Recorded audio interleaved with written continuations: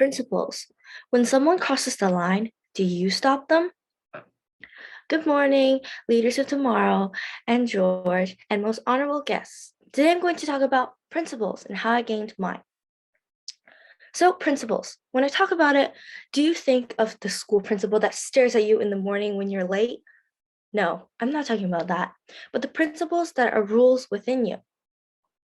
I used to be a people pleaser. I used to help others when even I needed my own needs, but they needed theirs. So I went out and helped them, disregarding mine. I used to have a friend, and she used to say, "Hey, Annabelle, would you do your homework? Would you do my homework for me?" And I would say, "Yeah, sure." Even though I had 15 pages of math to do, that's overdue from 3 days ago. And this went on and on and on for about a few months. And I was sleepless. I was not concentrating in class, and I was sleeping in class. And my teacher even went up to me to say, "Annabelle, why are you so busy these days?" And I just said, "Oh, just a lot of work." And it wasn't even my work.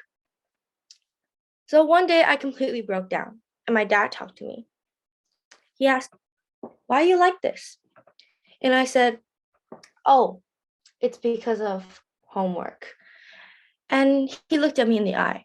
"Was it really homework?" And I said, "Yeah, well, it's mine and other people's work." And he said, "Why so?" And I really said, "Because I wanted to help them."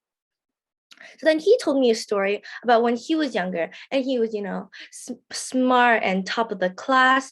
And he was a very smart student and everybody looked up to him. So they would be like, "Can you do my homework for me?" And he obviously said no. And I was wondering, how does he have the courage to say that? He told me it was because of his principles, the principles of not letting people cross the line. And I really asked, "What is the line?" So he told me, "That's for yourself to find out." So over the past few weeks, I started to think of that word he said to me about principles and the bottom line. The next day, that friend again walked out to me and said, "Annabelle, could you do my homework for me?" And I hesitated. I said, "Sure." I was still in the process of finding out my principles. Well, that was until one day where I was so stressed and I didn't sleep at all. And I walked to class with my dark circles down to my chin and I was looking like a panda. And then she asked me, "Annabelle, could you do my math homework for me? It's only 2 pages." And I said, "No, sorry." And that was my only first time of rejecting someone. And I felt like I disappointed them. But in reality, it wasn't really a thing because all she replied was, "Oh, that's fine." So it wasn't actually a big deal.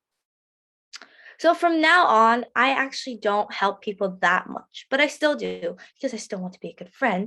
And, my friends still say, "Annabelle, could you do my homework for me?" And sometimes I'll say yes, sometimes I'll say no. But now I know how to refuse. And I gained my principles from that experience. And thanks to my dad, because without him, I wouldn't have gained all this. And thanks to him and his conversation with me. Because after that conversation, I've gained my principles and my bottom line. And now no one really reaches that line because I know how to refuse and how to stop them from getting to that line. So I encourage you to gain principles because principles are a good thing.